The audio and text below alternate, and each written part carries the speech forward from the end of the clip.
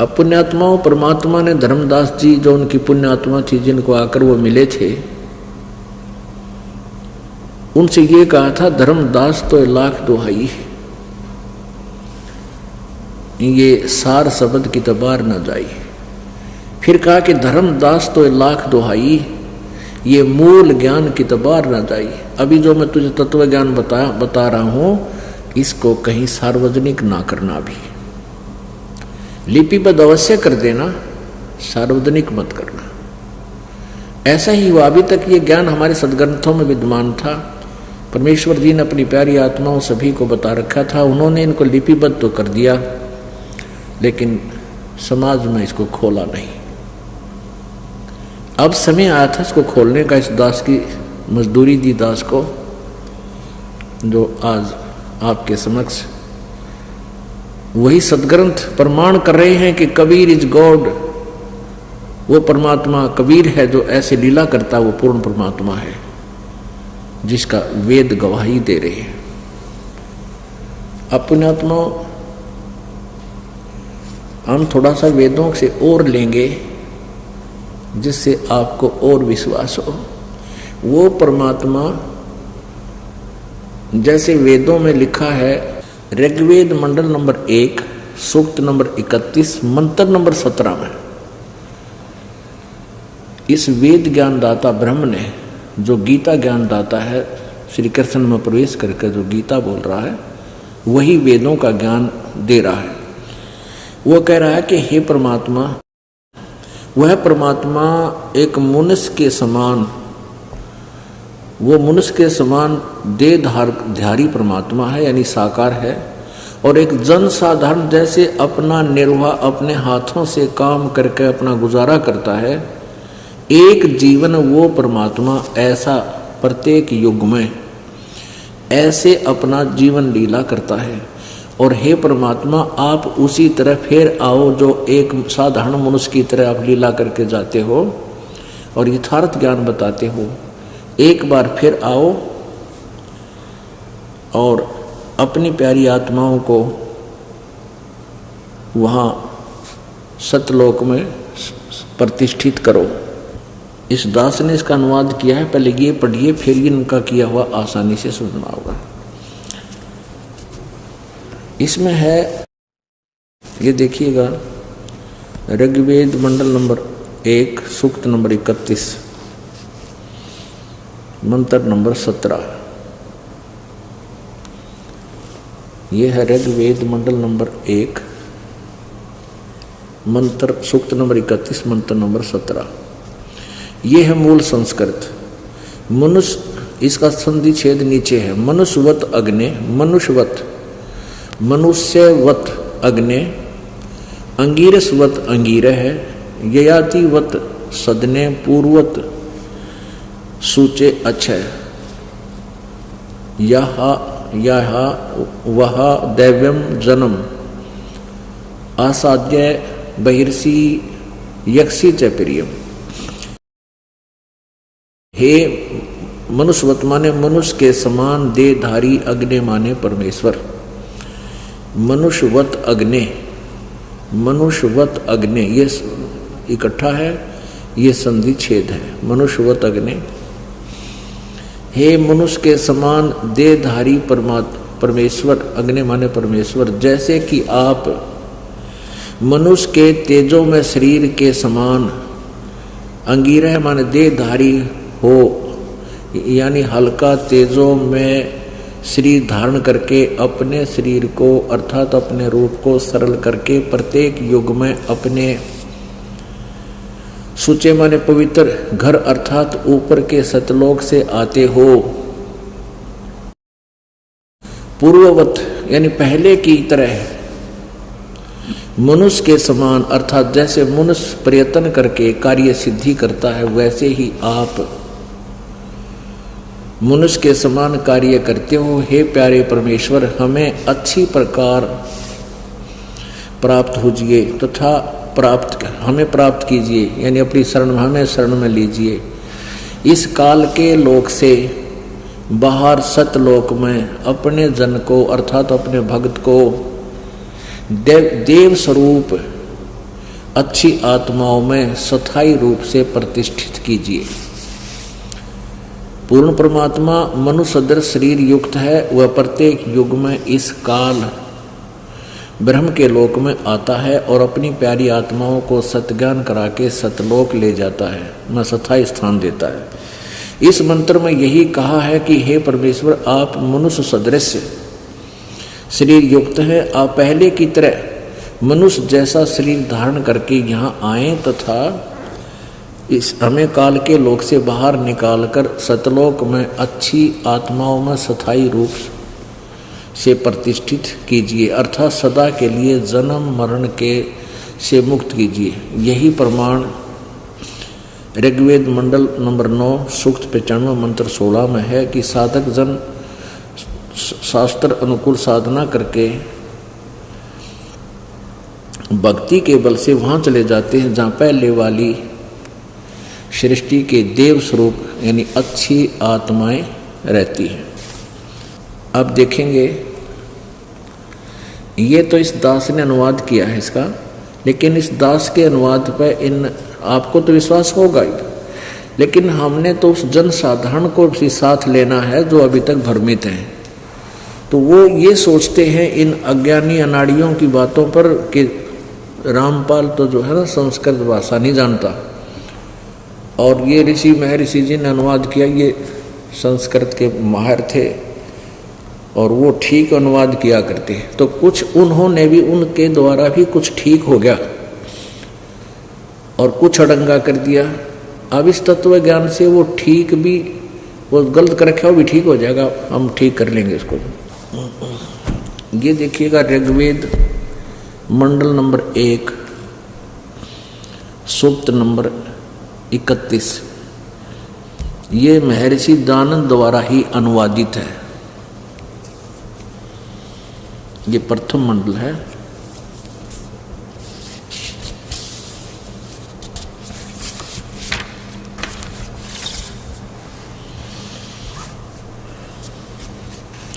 प्रकाशक हैं सार्वदेशिक कार्य प्रतिनिधि सभा, महर्षि दान भवन, रामलीला मैदान, नई दिल्ली।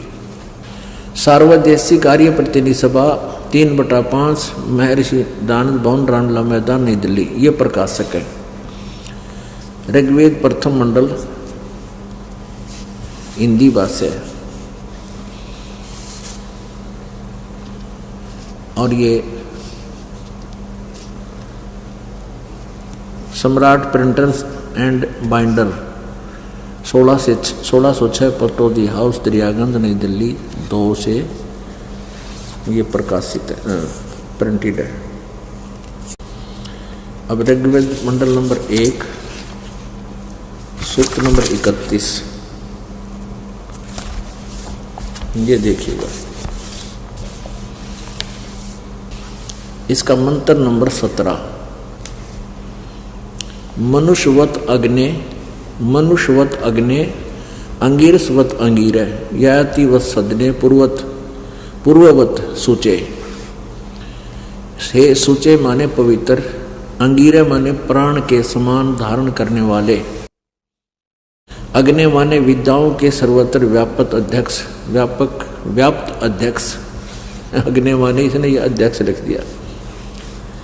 आप मनुष्यवत, ये देखना ध्यान से, मनुष्यों के जाने आने के समान, शरीर व्यापत प्राण वायु के सदृश, राज्य कर्म व्याप्त पुरुष के तुल्य। वाह, जैसे पुरुष यज्ञ के साथ कर्मों को सिद्ध करते कराते हैं, वह जैसे उत्तम प्रतिष्ठा वाले विद्वान विद्या देने वाले हैं, वैसे सबको प्रसन्न करने हारे विद्वानों में अति चतुर मनुष्य को अच्छी प्रकार प्राप्त होजिए। क्या अर्थ बना इसका? उस मनुष्य की विद्या और धर्म की ओर प्राप्त कीजिए तथा उत्तम मोक्ष के साधन में स्थित और वहाँ उसको प्रतिष्ठित कीजिए। इसका सीधा सा अर्थ इसने स्पष्ट किया है यहाँ पर कि जैसे पुरुष यानी मनुष्य यज्ञ के, जैसे पुरुष व्यक्ति कर्मों को सिद्धि करते कराते हैं, जैसे उत्तम प्रतिष्ठा वाले विद्वान विद्या देने वाले, पूर्ववत का अर्थ देख लो, इसने अड़ंगा के रखा है। पूर्ववत माने पहले की तरह। इधर बालक चौथी 8वीं कक्षा का बच्चा बता दे इसका अर्थ क्या हो सकता। तो इन्होंने ये अड़ंगा इसलिए किया क्योंकि ये भगवान को ना तो साकार मानते और ना ही ऐसे आगमन मानते। ये तो दानंद की छुरी है, लेकिन वेद को ये कहाँ तक छुपा सकता है।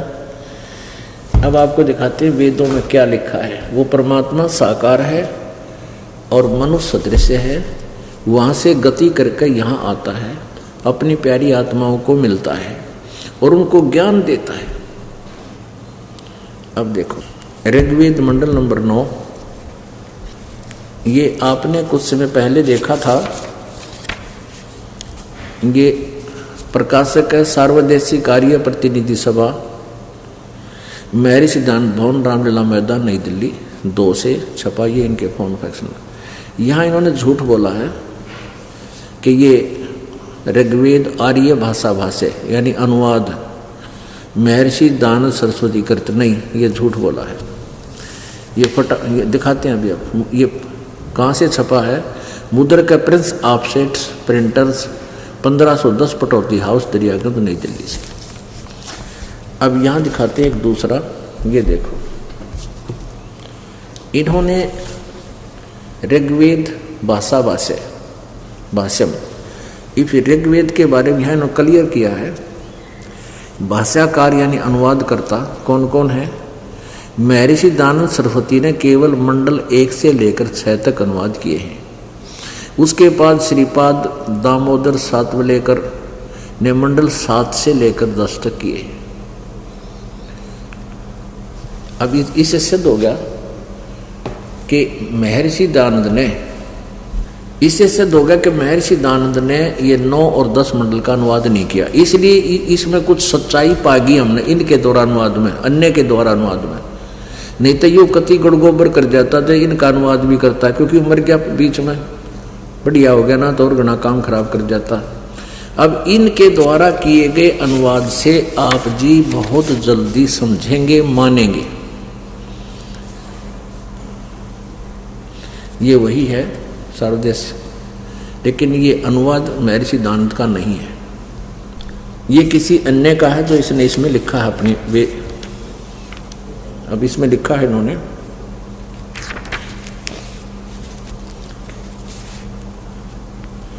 आर्य जनता का सेवक, ये कोई व्यक्ति है, इसने सभा मंत्री ने इस पर टिप्पणी की है और ये भूमिका में इसने अनुवादकर्ता ने लिखा है। ये वैद्यनाथ शास्त्री ने इसका अनुवाद किया है। 1 मंडल 9 मंडल का, एक ने कराया है 10 का, कोई और है दूसरा। हमने इसमें जो तथ्य है वो देखेंगे। ऋग्वेद मंडल नंबर 9 और सूक्त नंबर 86, नंबर 9 86 और मंत्र नंबर 26 को हम देखते हैं। 26 और 27, ये मंत्र नंबर 26। इसमें क्या कहा है कि यज्ञ करने वाले यजमानों के लिए परमात्मा, यज्ञ करने वाले यानी साधना करने वाले यजमानों के लिए यानी भक्तों के लिए परमात्मा सब रास्तों को सुगम करता हुआ उनके विघ्नों को मर्दन करता है और उनको पवित्र करता हुआ और अपने रूप को सरल करता हुआ, यानी साकार है तभी तो रूप आया है इसमें, वह कांति में परमात्मा कवि, इन्होंने कवि कर दिया, ये है कबीर। इसका अपसर्ग हटा दिए इन्होंने और यहाँ र हटा दिया, अपसर्ग बना दिए आद्य रह के। कबीर सर्वज्ञ, इसका अर्थ कर दिया सर्वज्ञ। कवि कोई भी सर्वज्ञ नहीं होता। और इसका अर्थ है कि वो अपने रूप को सरल करता हुआ वह कांति में परमात्मा कबीर विद्युत के समान क्रीड़ा करता हुआ वर्णीय पुरुषों को प्राप्त होता है। वर्णीय माने श्रेष्ठ अच्छी आत्माओं को, वर्णीय पुरुष को प्राप्त होता है, अच्छी आत्मा को, नेक आत्मा को मिलता है विद्युत की गति से, यानी बहुत तेज चाल से आके। अब 27 में देखें, प्रेम की वे सैकड़ों धाराएं, ये अनुवाद थोड़ा गलत किया इन्होंने, जो नाना रूपों में सतिथि को लाभ कर रही हैं, वे परमात्मा को प्राप्त होती हैं। ये यहाँ अर्थ इसका ये है कि वो पुण्यात्मा जो परमात्मा की तरफ में है और जिनको भगवान आकर मिलता है, उनको ज्ञान देता, वही उनको प्राप्त करती हैं। प्रकाश पुंज परमात्मा को बुद्धि वृत्तियां विषय करती हैं। जो परमात्मा ध्रुवलोक के तीसरे पृष्ठ पर विराजमान है, वहां पर एक देशीय है, ध्रुवलोक के तीसरे पृष्ठ पर विराजमान है, जो एक देशीय है, एक स्थान पर रहता है और प्रकाश रूप है। अब देखिएगा ऋग्वेद मंडल नंबर 9 सूक्त नंबर 82, ऋग्वेद मंडल नंबर 9 सूक्त नंबर ये 82 और इसका मंत्र नंबर 1। इसमें स्पष्ट किया है कि जो सर्वोत्पादक प्रभु प्रकाश रूप सद्गुणों की वृष्टि करने वाला और पापों का हरण करने वाला पाप नाशक, वह राजा के समान राजेव यानी राजा के समान दर्शनीय है। राजा के समान दशम यानी दर्शनीय है और वह पृथ्वी आदि लोकांतरों के चारों ओर शब्दमान हो रहा है, गूंज रहा है। वह वर्णीय पुरुषों को, जो श्रेष्ठ आत्माओं को, जो दृढ़ भक्त हैं, उसको, जो दृढ़ भक्त है उसको पवित्र करता हुआ प्राप्त होता है। जिस प्रकार विद्युत आकाशीय बिजली स्नेह वाले स्थानों को आधार बनाकर प्राप्त होती है, इसी प्रकार उक्त गुण वाला परमात्मा ने इस ब्रह्मांड को उत्पन्न किया। अब यहाँ थोड़ा सा प्रसंग समझने वाला है। अब इसमें क्या बताया है कि वो परमात्मा राजा के समान देखने योग्य है, साकार है, और वो ऊपर ध्रुवलोक के तीसरे स्थान पृष्ठ पर रहता, तीसरे स्थान पर, और वहाँ से गति करके आता है, श्रेष्ठ पुरुषों को मिलता है जो दृढ़ भक्त होते हैं और अपने शरीर का जो तेज है उसको हल्का, अपने तेजों में शरीर को हल्का करके सरल करता हुआ वो कबीर देव, कवि, ये कवि कहते हैं, हम उसको कबीर भगवान बोलते हैं, कबीर भगवान, कबीर साहब, वो आता है। वो किन को मिलता है? उन अच्छी आत्माओं को मिलता है जिनको वो मिलकर कुछ, जिनको मिल सकता है, जिनके लिए वो विशेष, जिन पर आकर्षित है।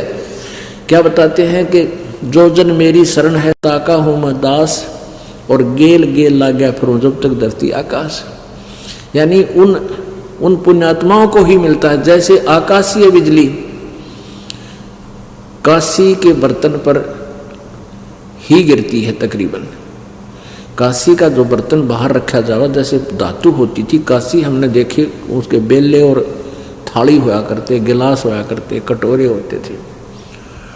और हमारी दादी माँ कहा करती कि वर्षा के समय में काशी का कोई बर्तन बाहर ना रहना चाहिए, बिजली गिर जाया करे, ऐसा कोई कनेक्शन है उसका।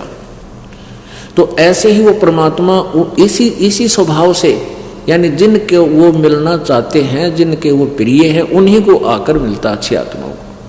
और वो क्या करता है, यहाँ देखिएगा,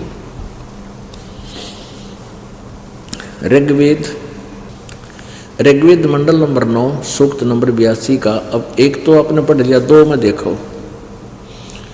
अब 2 में ये 2 है।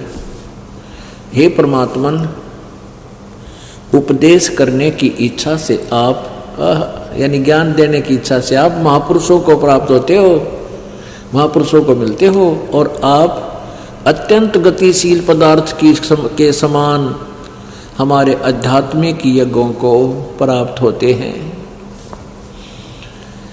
आप कबीर हैं। आप, इन्होंने कवि का अर्थ लिख दिया, सर्वज्ञ हैं। आप कबीर हैं, कबीर देवस, कबीर वेदस्य, आप कबीर हैं। ये कबीर, कबीर ये ऊपर लिखा कबीर वेदस्य, आप कबीर हैं। हम इसको एज इट लिख दें, कबीर देव हैं, कबीर। हम उसको कबीर साहब कहने लगे। शुद्ध स्वरूप हैं, हमारे पापों को दूर करके हे परमात्मा, सो मन हे परमात्मा आप हमको सुख दें। ये रह गया 82 का 2 है। ऋग्वेद मंडल नंबर 9 सूक्त नंबर 82 का मंत्र नंबर 2 आपने पढ़ा। इसमें क्या लिखा है कि हे परमात्मन, उपदेश करने की इच्छा से आप महापुरुषों को प्राप्त होते हो, और आप अत्यंत गतिशील पदार्थ के समान हमारे आध्यात्मिक यज्ञ को प्राप्त होते हैं, यानी बहुत तेज गति से आते हैं। आप कबीर देव हैं, कबीर हैं। अब हम आपको दिखाते हैं, यहां देखिएगा 3 नंबर में, ऋग्वेद मंडल नंबर 9 सूक्त नंबर 82 का मंत्र 3 है। पवित्र यज्ञों में रक्षा से आप प्राप्त होते हैं, और पृथ्वी आदि लोक लोकांतरों में गति करते हुए सर्वव्यापक आप, सर्वव्यापक नहीं, आप है, आप है माने आप, यानी चलकर स्वयं गतिशील होकर विराजमान होते हैं।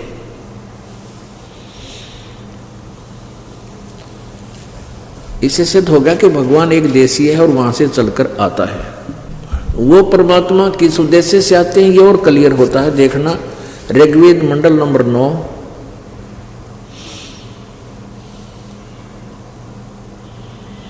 ऋग्वेद मंडल नंबर 9 सूक्त नंबर 20 और इसका मंत्र नंबर 1। इसमें लिखा है पर कबीर देव, यो कबीर देव, कबीर साहब, सीधा लिखा है कबीर देव, कबीर साहब। यहां देखिए, हे परमात्मन, वह परमात्मा यो कबीर देव है, कबीर साहब है। यहां लिखना था कबीर देव है, कबीर साहब है। अब ये कंसेप्ट और क्लियर करना पड़ेगा। ये देखिएगा,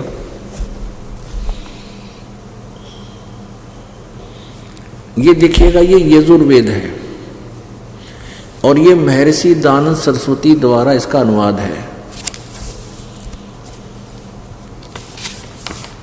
और ये कहाँ से प्रकाशित है?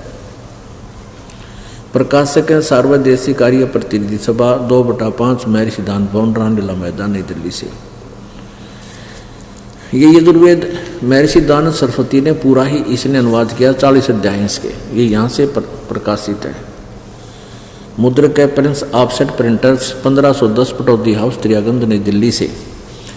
इसमें 36 नंबर 36 में अध्याय में यजु शब्द है। अथ 60 यानी 36, 30, 6, 36 अध्याय शुरू होता है। इस प्रथम मंत्र में ही यहाँ यजु शब्द है। ऋचम वाचम च पधे मनो यजु पर पधे, इसका इन्होंने अनुवाद यहाँ किया हुआ है स्वामी दयानंद ने। यजु का अर्थ लिखा है, यजु का अर्थ यजुर्वेद, बिल्कुल ठीक कर दिया। क्योंकि जहाँ ये यजु लिखा है इसको यजुर कहो, यजु कहो। जैसे यहाँ देखो इस मेन पे, जिल्द पे, ये यजुर्वेद है और इसको इसके अपसर्ग ही लगा दी, रे छोटा कर दिया, रे छोटा हटा दिया और इसको ऐसे भी लिख दिया, तो भी ये यजुर्वेद ही कहा जाएगा, जैसा कि स्वामी जी ने यहाँ कहा है इसके अनुवाद में। यजु का अर्थ यजुर्वेद को बिल्कुल ठीक कर दिया। तो दास यही कहना चाहता है कि ये कबीर देव है।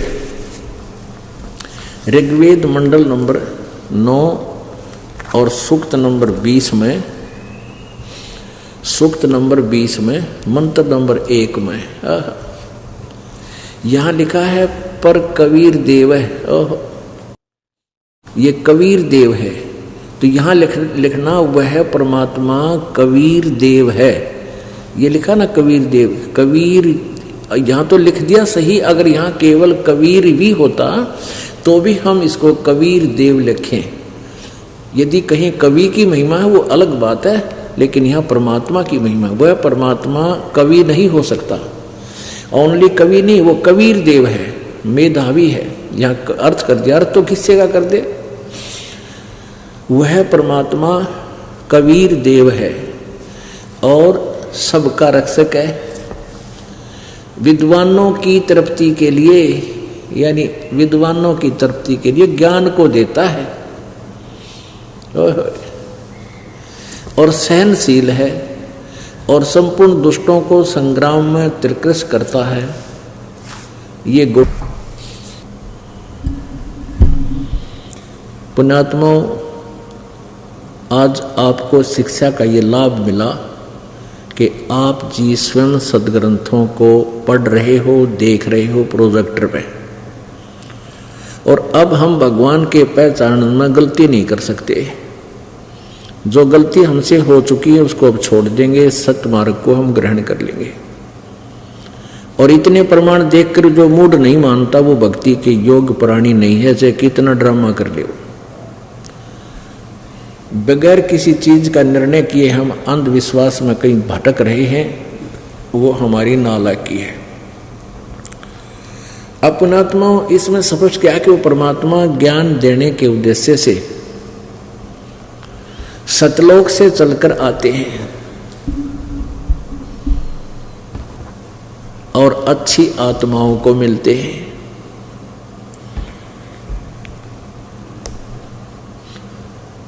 वो परमात्मा जब 5 वर्ष के हो गए, कलयुग में परमात्मा कबीर जी कबीर नाम से, अपने वास्तविक नाम से आए, जो वेदों में और पुराणों में, कुरान शरीफ में वर्णित है। तो उन्होंने एक दिन क्या देखा, एक विवेकानंद नाम का ऋषि, महर्षि रामानंद जी का शिष्य, रामानंद जी ने 1400 शिष्य बना रखे थे और उनके सब के नगर और नगर में अलग अलग क्षेत्र बांट रखे थे कि तुम उनको संभालो, तुम्हारा वो क्षेत्र है, उनमें इस ज्ञान का प्रचार करो, ऐसे। और स्वयं भी रह कर उनमें 1 वर्ष में 1-2 बार प्रत्येक के क्षेत्र में जाते थे। तो विवेकानंद जी एक दिन सत्संग कर रहे थे और विष्णु जी को सर्वेस्वा बता रहे थे, इनका कोई माता नहीं, कोई पिता नहीं, ये सर्व सृष्टि रचनहार हैं, कुल के मालिक हैं, यही पूजा के योग्य हैं। परमात्मा कबीर जी वहाँ बैठे थे उनकी पालिश उतारने के लिए। जब उसने सत्संग पूरा कर लिया, प्रवचन कर लिए, विष्णु पुराण पढ़ कर सुना लिया, सारी बात कर ली, तब परमात्मा कबीर जी खड़े हुए, 5 वर्ष के बालक, और कहा, स्वामी जी मैं एक प्रश्न करना चाहता हूँ। स्वामी जी ने कहा कि बोलो बच्चा, क्या प्रश्न है तेरा। आप जी कह रहे हो कि विष्णु जी और विष्णु जी के कोई माता पिता नहीं, इनका कोई जन्म नहीं होता, ये सर्वेश्वर हैं, ये अजरो अमर हैं। मैंने देवी भागवत में पढ़ा, मैंने देवी भागवत सुना थी एक ऋषि से, उसमें वो पढ़ रहा था कि ये इनका जन्म और मृत्यु होता है, यह विनाशी नहीं है। ब्रह्मा विष्णु महेश, और दुर्गा इनकी माता है और काल इनका पिता है। शिव पुराण रुद्र संहिता अध्याय नंबर 5, 6 और 7 में स्पष्ट वर्णन है, देखिएगा।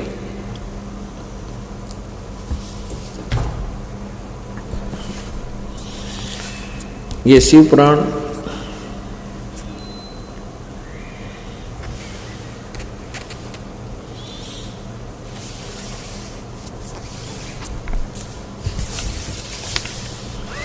पुराण मोटा टाइप, संपादक हनुमान प्रसाद पोदार।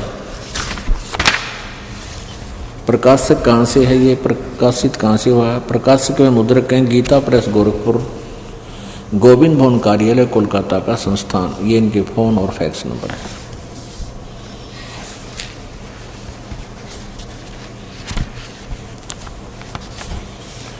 इसमें 98वें पृष्ठ पर देखिएगा,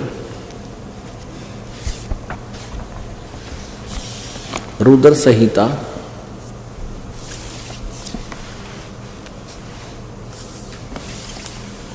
और अध्याय नंबर 5 समाप्त होता है।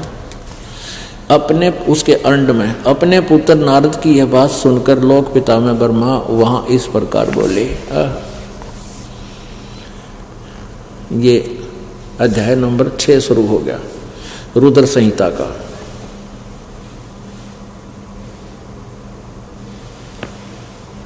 ब्रह्मा जी ने कहा, ब्रह्मन देव शिरोमणे, तुम सदा समस्त जगत के उपकार में ही लगे रहते हो। तुमने लोगों के हित की कामना से बहुत उत्तम बात पूछी है। जिसमें समस्त चराचर जगत नष्ट हो गया था, सर्वत्र केवल अंधकार ही अंधकार था।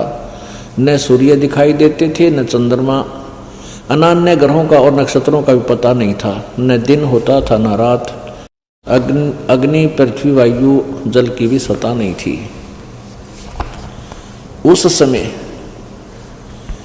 तत् सद ब्रह्म, इस श्रुति में जो सत सुना जाता है एकमात्र वही शेष था। यह देखना प्रश्न नंबर 100 पे 98 आप 199 आपने पढ़ लिया। जिस परब्रह्म के विषय में ज्ञान और अज्ञान पूर्ण, ब्रह्मा जी देखो आप कह रहे हैं कुछ ज्ञान कुछ अज्ञान पूर्ण उक्तियों द्वारा इस प्रकार विकल्प किए जाते हैं। उसने कुछ काल के बाद द्वितीय की इच्छा प्रकट की, अपने भीतर से एक से अनेक होने का संकल्प उदित हुआ। तब उस निराकार परमात्मा ने अपनी लीला शक्ति से अपने लिए मूर्ति यानी आकार की कल्पना की। जो मूर्ति रहित परब्रह्म है उसकी मूर्ति भगवान सदाशिव हैं। अर्वाचीन और प्राचीन विद्वान उन्हीं को ईश्वर कहते हैं। उसमें एकाकी रहकर स्वेच्छा अनुसार व्यवहार करने वाले उन सदाशिव ने अपने विग्रह से स्वयं ही एक स्वरूप भूता शक्ति की सृष्टि की, जो उनके अपने श्रीअंग से कभी अलग होने वाली नहीं थी। उस पराशक्ति को प्रधान प्रकृति गुणवती माया बुद्धि तत्व की जननी तथा विकारित बताया गया है। वह शक्ति अंबिका कही गई है। उसी को प्रकृति सर्वेश्वरी और त्रिदेव जननी, ये दुर्गा के बारे में बताई जा रही है। उसको प्रकृति, ये प्रकृति शब्द याद रखना। आप जी को गीता जी में आप दास आपको इनकी उत्पत्ति सिद्ध करेगा। जो प्रकृति दुर्गा को कहते हैं ये याद रखना, वहां काम आएगा। उसी अंबिका कही गई है, उसी को प्रकृति सर्वेश्वरी त्रिदेव जननी, ब्रह्मा विष्णु महेश की माता, नित्य और मूल कारण भी कहते हैं। सदाशिव द्वारा प्रकट की गई यह सदाशिव काल है। इसके शरीर से यह निकली थी, परमात्मा ने निकाली थी। यो ब्रह्मा कुछ सच्ची कुछ झूठी मिलाकर यह कथा सुना रहा है। उस शक्ति के 8 भुजाएं, हो गया क्लियर, या दुर्गा है 8 भुजाएं वाली, और नाना प्रकार के आभूषण उसके श्री अंगों की शोभा बढ़ाते हैं। वह देवी नाना प्रकार की गतियों से संपन्न है और अनेक प्रकार के अस्त्र शस्त्र धारण करती है। हो गया स्पष्ट। एकाकिनी होने पर भी वह माया संयोग वसात अनेक हो जाती है। वे जो सदाशिव हैं उन्हें परम पुरुष ईश्वर शिव शंभु और महेश्वर कहते हैं। अब इस काल के बारे में बता रहा है ब्रह्मा, वे अपने सारे अंगों पर, वे अपने सारे अंगों पर भस्म रमाए रहते हैं। उन काल रूपी ब्रह्म ने, ये काल रूपी ब्रह्म आ गया ना ठिकाना बात, ये काल है। काल उस काल, उन काल रूपी ब्रह्म ने एक ही समय शक्ति यानी दुर्गा के नाथ नहीं साथ शिवलोक नामक अक्षेत्र का निर्माण किया था। उस उत्तम अक्षेत्र को काशी कहते हैं। वह परम निर्वाण व मोक्ष का स्थान है जो सबसे ऊपर विराजमान। वे प्रिया और प्रियतम, वे पति पत्नी रूप में शक्ति दुर्गा और शिव ये काल है जो परमानंद स्वरूप हैं, उस मनोरम अक्षेत्र में नित्य निवास करते हैं। काशीपुरी परमानंद रूपिणी है। मुने शिव और शिवा ने प्रलय काल में भी कभी उस क्षेत्र को अपने सानिध्य से मुक्त नहीं किया। यहाँ देखना, ब्रह्मा जी बता रहा है नारद जी को, देव से एक समय उस आनंद वन में रमण करते हुए शिवा और शिव के वन में यह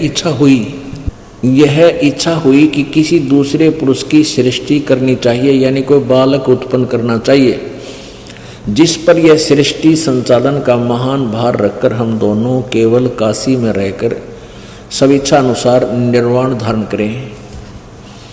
ऐसा निश्चय करके शक्ति सहित सर्वव्यापी परमेश्वर शिव ने, काल ने अपने वाम भाग के 10वें अंग पर अमृत मल दिया, यानी पति पत्नी व्यवहार किया। फिर तो वहां से एक पुरुष प्रकट हुआ, यानी एक बालक उत्पन्न हुआ। ये 102 पे 101 आपने पढ़ा, ज्यादा ना लेकर के। शिव ने कहा, इस काल ने कहा, वत्स बेटा, व्यापक होने के कारण तुम्हारा विष्णु नाम विख्यात हुआ।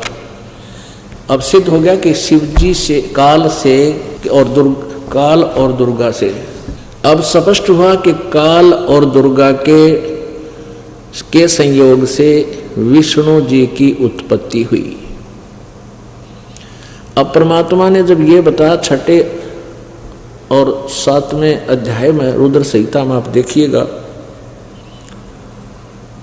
तो उस विवेकानंद, उस नकली मैं ऋषि ने, ब्राह्मण ने उसी से में खोल कर देखा और उसमें पढ़ा। संस्कृत में होता था उस समय, ये हिंदी अनुवादीय नहीं करते थे, कदे समाज ने बेरा पट गया। तो जिसका उसने पढ़ा उसमें ये तो लिखा, देख लिया कि ऐसा ये उत्पन्न हुआ। कहने लगा तू क्या समझे सदग्रंथों को, अरे तू अनपढ़, अरे अशिक्षित, क्यों दुनिया को भ्रमित कर रहा है, ऐसा कुछ नहीं लिखा है। अपनी आंखों देखकर भी बकवाद कर दी उसने। अब देखना, अब ये 6ठा अध्याय यहां समाप्त हुआ। ये संक्षिप्त शिवपुराण रुद्र संहिता, ये 6ठा अध्याय यहां समाप्त हो गया। इसमें शिव जी की उत्पत्ति दुर्गा और काल से स्पष्ट होगी। शिव ने, काल ने कहा, बेटा व्यापक होने के कारण तुम्हारा विष्णु नाम विख्यात हुआ। अब 7वां अध्याय यहां शुरू हो गया। प्रश्न नंबर 103 पे यहां ब्रह्मा जी कह रहे मेरी उत्पत्ति भी इसी प्रकार उन्हीं दोनों से हुई। ब्रह्मा जी कहते हैं देव से, तत्पश्चात कल्याणकारी परमेश्वर सांब सदाशिव यानी काल ने पूर्ववत प्रयत्न कर ले। देख लो, पूर्ववत माने पहले की तरह। ये आपने अभी ऋग्वेद मंडल नंबर 1 सूक्त नंबर 31 के मंत्र नंबर 17 में संस्कृत में देखा था, पूर्ववत पहले की तरह। और उस अनाड़ी ऋषि दानंद नकली ने उसका वर्णन क्यों रंगा कर रखा है, यज्ञ के करने वाले फलाना दकड़ा। पूर्ववत माने पहले की तरह प्रयत्न करके, यानी जैसे विष्णु उत्पन्न किया, मुझे अपने दाहिने अंग से उत्पन्न किया।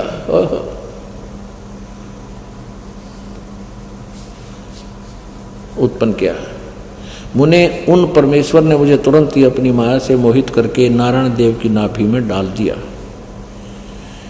और लीलापूर्वक मुझे वहाँ से प्रकट किया। इस प्रकार उस कमल से पुत्र के रूप में मुझ हिरण्यगर्भ का जन्म हुआ। अब यहाँ एक और समस्या आ जाती है कि अनुवादकर्ता यहाँ विचलित हो गया और उसने औरों को विचलित कर दिया कि शिव से शिव की उत्पत्ति कैसे लिखूं। यहाँ देखिएगा 110 पृष्ठ पे रुद्र संहिता का शिव पुराण रुद्र संहिता और इसका ये 9वें अध्याय के लास्ट में लिखा है, इस प्रकार ब्रह्मा विष्णु और रुद्र इन 3 देवताओं में गुण है परंतु शिव गुणातीत माने गए हैं। अब आपको 25 और 26 और दिखाते हैं इसी पुराण में, जिससे और कति क्लियर हो जाएगा। प्रश्न नंबर 25 और 26। ये एक स्थिति है, एक समय ब्रह्मा और विष्णु का, एक समय ब्रह्मा और विष्णु का इस बात पर युद्ध लड़ाई होगी। विष्णु जी कहने लगा मैं तेरा बाप, ब्रह्मा जी कहता मैं तेरा बाप। तो इस विष्णु जी में और ब्रह्मा जी में झगड़ा हो गया, लट्ठम लट्ठा। तो ऊपर से एक इस काल ने ऊपर से एक तेजों में ऊपर से पोल घेर दिया, पिलर स्तंभ। ये दोनों लड़ना भूल गए, अब इसको देखने लगे ऊपर नीचे जाकर ये कहाँ कितना लंबा चौड़ा है। इतना में युग काल शिव रूप धारण करके आ गया। इन दोनों से प्रश्न उत्तर करने लगा। ब्रह्मा, ये प्रश्न नंबर 26 है, 24 यहाँ 25 पे आपको दिखाते हैं।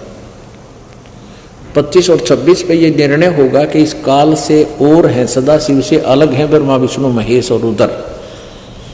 ब्रह्मा और विष्णु ने पूछा प्रभो सृष्टि आदि 5 कर्तों के लक्षण क्या हैं, हम दोनों को बताइए। भगवान शिव बोले। अब ये भगवान शिव की ही वार्ता चल रही है। प्रश्न नंबर 26 पे हम यहाँ आते हैं। वो काल बोला पुत्रों तुम दोनों ने तपस्या करके प्रसन्न हुए मुझ परमेश्वर से सृष्टि और सतीथि नामक 2 कृत्य प्राप्त किए हैं।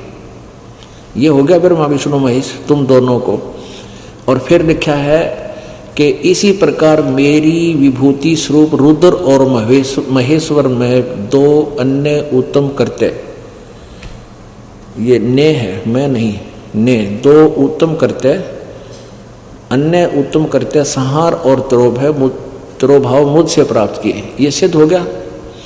2 तो ये ब्रह्मा और विष्णु और 2 रुद्र और महेश्वर, और ये बोलनिया चौथा 5वां, ये बोलने वाला कोई और 5वां है। इससे सिद्ध हो गया कि ये काल के बेटे हैं रजगुण। अपने आत्माओं इन नकली ब्राह्मणों ने, इन नकली गुरुओं ने यू नाश कर रखा है। बताएं, इनको अपने सिलेबस का भी ज्ञान नहीं है। टीचर कहाँ के, एक टीचर अपने विद्यार्थियों को आउट ऑफ सिलेबस कोई ज्ञान दे रहा है तो वो उनका शत्रु है। दंत कथा सुना रहा है, कोई नावल की कथा सुना रहा है तो वो दंत कथा सुनाकर उनका नाश कर रहा है भविष्य का। तो इसी प्रकार अभी तक जितने भी ऋषि महर्षि मंडलेश्वर ब्राह्मण गुरु हमारे हुए, इनको अपने पाठ्यक्रम की पुस्तक यानी पवित्र सदग्रंथों का कति ज्ञान नहीं था। इसलिए अभी तक हमारे को ये घुटा रखा था कि ब्रह्मा ये विष्णु जी अजरो अमर है, शिव जी अजरो अमर है, इनका कोई माता पिता नहीं, सर्वेश्वर है, महेश्वर है। अपने आत्माओं आज वही सदग्रंथ हमारे पास है। ये देखिएगा देवी पुराण और दिखाते हैं थोड़ा। श्रीमद् देवी भागवत गीता प्रेस गोरखपुर से प्रकाशित है। इसके संपादक हैं हनुमान प्रसाद पोदार, चिमन लाल गोस्वामी संपादक हैं।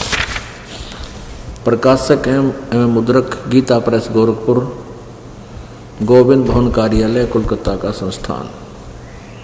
ये इनके फैक्स और फोन नंबर है। इसके 123 पृष्ठ पर दिखाते हैं।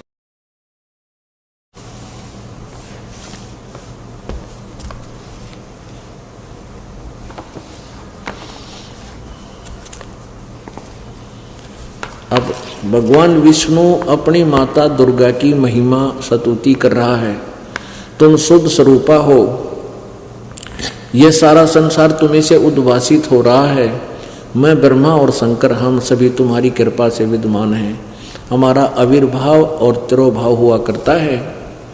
हमारा तो आविर्भाव माने जन्म और तिरोभाव माने मृत्यु, हमारा तो आविर्भाव और तिरोभाव जन्म और मृत्यु होता है, केवल तुम ही नित्य हो, जगत जननी हो, प्रकृति और सनातनी देवी हो। भगवान शंकर बोले, महाभाग देवी, यदि महाभाग विष्णु तुम्ही से प्रकट हुए हैं तो उनके बाद उत्पन्न होने वाले ब्रह्मा भी तुम्हारे बालक हुए, फिर मैं तमोगुणी लीला करने वाला शंकर क्या तुम्हारी संतान नहीं हुआ? अर्थात मुझे भी उत्पन्न करने वाली तुम ही हो। ओह शिवे, तुम्हारे संसार, तुम संपूर्ण संसार की सृष्टि करने में तुम बड़ी चतुर हो। इस संसार की सृष्टि स्थिति और संहार में तुम्हारे गुण सदा समर्थ हैं। उन्हीं तीनों गुणों से उत्पन्न हम ब्रह्मा विष्णु एवं शंकर, यानी रजगुण ब्रह्मा, सतगुण विष्णु, तमगुण शिव जी, नियमानुसार कार्य में तत्पर रहते हैं, यानी हम केवल वर्क डन ही दे सकते हैं, इसमें कोई चेंज नहीं कर सकते। पुण्यात्मा, उस अनाड़ी विवेकानंद ऋषि महर्षि जी को परमात्मा ने बताया कि ऐसे ऐसे ये प्रमाण है, ये नासवान है। अब ये महिमा के भूखे इन्होंने अपने रोजी रोटी और अपनी इस बनावटी मान बढ़ाई से ही तात्पर्य रहता है। इन्होंने किसी के उद्धार से कोई लेना देना नहीं। आंखों देख के भी नो बोला, तुझे क्या पता, ए झूठ बोल रहा है, देख लो भी, देख लो श्रोताओ, ये अनपढ़ आदमी है, बच्चा है, इसको शिक्षा भी नहीं है, ये कैसे जान सकता है। तब उसने देखा कि भी तू सदग्रंथों को कैसे जानता है? कौन? विवेकानंद ने बोले, पूछा। परमात्मा ने कहा कि क्या तूने कोई गुरु बना रखा है? तूने ये तिलक पिलक लगा रखा है हमारी तरह, तूने कोई गुरु बना रखा है? हाँ, गुरु बना रखा है। कौन है तेरा गुरु? कि जो तेरा गुरु है वही मेरा गुरु है। इस बात से वह विवेकानंद बहुत दुखी हो गया और वास्तविक, अपने वास्तविक उस उद्देश्य से हटकर, वास्तविक विषय से हटकर उस ढीठ की तरह कहने लगा, देख लो भाइयों कितना झूठा है, कपटी है। ये कहता है कि मैंने मेरे गुरुजी से, ये कहता है कि इसने मेरे गुरुजी यानी महर्षि रामानंद श्री 1008 श्री रामानंद जी ब्राह्मण से उपदेश ले रखा है। ये कौन जाति का है तू? अब उस परमेश्वर के बोलने से पहले श्रोता कहने लगे, ये तो उस नीरू धानक का बेटा है, जुलाहे का पुत्र है। देख लो भैया कि ये झूठ बोल रहा है, झूठा कपटी है, इसको संस्कृत आती नहीं, ये क्या जाने संस्कृत, इस पुराणों के बारे में, झूठा है, कपटी है ये है वो। और तूने क्या कहा कि स्वामी रामानंद जी से तूने नाम ले रखा है, वो तो ब्राह्मण है, तू शूद्र जाति का, तुम्हारे तो दर्शन भी नहीं करते वो। कल तुम आना भाई, सभी श्रोताओं को देखना, इसकी वहां सामत आएगी और गुरु जी को जाके बताऊंगा। अब परमात्मा कबीर जी अपने घर चले गए। उस विवेकानंद ने स्वामी रामानंद जी से कहा, स्वामी जी आज तक हमारी नाक काट ली। एक जुलाहे का बालक कहता है मैंने स्वामी रामानंद जी से नाम ले रखा है, गुरु बना रखा है। हे भगवान, हम तक कहता मुंह दिखाने जोगे नहीं छोड़े उसने। रामानंद जी उठे और बैठे और गुस्सा हो गया कि वो झूठ बोलता है, कपटी है, उसको कल मेरे सामने पेश करो और जिनके सामने उसने ये बात कही है उन सबको एकत्रित करो।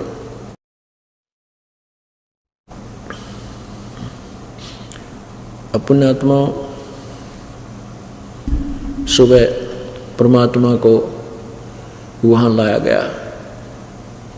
सभी श्रोता वहां बैठ के जो उस दिन वार्ता में शामिल थे, रामानंद जी ने आडा पर्दा ला रखा था अपनी झोपड़ी के सामने, एक जो है कर्टेन ला रखा था, पर्दा, और ये दिखाने के लिए कि मैं तो इन छोटी जाति वालों की शक्ल भी ना देखता। ज्यों ही कबीर जी को सामने लाके खड़ा किया उस विवेकानंद ने, तो रामानंद जी अंदर से पूछता है कि कौन तुम्हारा नाम है, कौन तुम्हारी जात, और किस भगवान का तू नाम जाप करता है, मुझे बता। तब परमात्मा ने कहा कि जात हमारी जगत गुरु परमेश्वर है पंथ। और गरीबदास जी ने परमात्मा की महिमा चित्रित करते हुए कहा, दास गरीब लिखत पड़े मेरा नाम निरंजन कंठ। परमात्मा ने कहा कि मेरा, अब थोड़ी सी वार्ता सुनाएंगे आपको। पुण्यात्माओं, ये शुभ अवसर है, इतना अच्छा मौसम, ना गर्मी ना सर्दी है, और ऊपर से अमृत वर्षा हो रही है। पहले हम ना छोटे जब इस भगवान के मार्ग में, यथार्थ मार्ग से परिचित नहीं थे, और आप भी शायद ऐसे ही करते होंगे।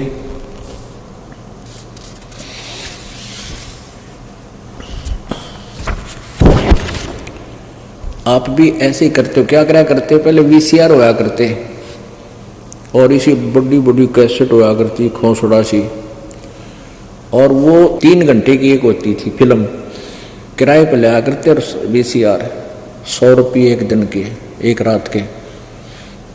कुछ समय होता है इस समय तक, इस समय यानी 24 घंटे के हुए, तो दिन में तो अपना धंधा करते, रात्रि फ्री होते थे तो 3 लिया करते, 3-3 घंटे की, और चला देते। शाम ने रोटी पी कर खा कर खाना बैठ जाते, नौका हरते, तीनों देखांगे 100 रुपये लाग रहे हैं।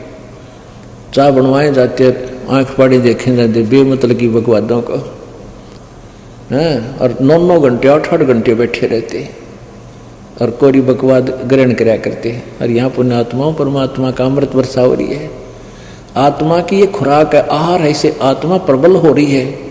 कुछ ऐसे पाप हैं जो परमेश्वर की इस अमर वाणी से भी हमारे नाश हुआ करते हैं। हम बहुत युगों युगों से पापों को इकट्ठे किए फिर रहे हैं, अब इस आत्मा को निर्मल करना है। आज से 600 वर्ष पहले लिखी गई अमृत वाणी जो लिपिबद्ध की गई है, और 300 वर्ष फिर उसके बाद संत वो तो धर्मदास जी ने लिपिबद्ध की हुई है कबीर सागर में। और फिर परमात्मा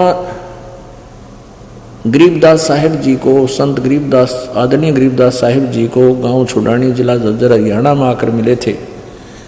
उस समय भी उन्होंने ये लीला की थी, कंवारी गाय का दूध अपने आशीर्वाद से आशीर्वाद दिया था, कंवारी गाय ने दूध दिया था जो परमात्मा ने पिया था, और गरीबदास जी को सतलोक ले गए थे उनकी आत्मा को, फिर वापस छोड़ा था। उसके बाद गरीबदास जी ने अपनी परमात्मा से प्राप्त दिव्य दृष्टि के द्वारा पीछे का सारा वर्णन एज इट इज किया। थोड़ा सा वो सुनाते हैं पहले। शिव उतरे शिवपुरी से, अविगत बदन बिनोदे, मैं के कमल खुशी भये, फिर लिया ईश को गोद। नजर नजर में मिल गई ही किया ईश परिणाम, धन मोमिन धन पूर्णा, धन का सीनी काम। अन ब्यावर को दूहत है, अन ब्यावर कंवारी गाय को दूता दुआ है, दूध दिया तत्काल, और पीवे बालक ब्रह्म गति, तांसी भय दयाल।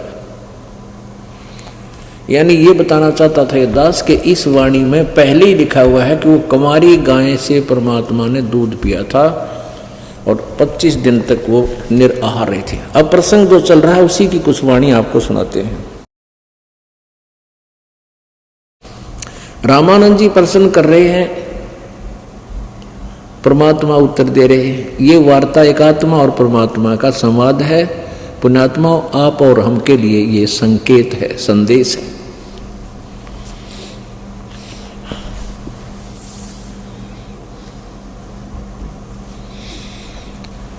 कौन जात कुल पंथ है, कौन तुम्हारा नाम है।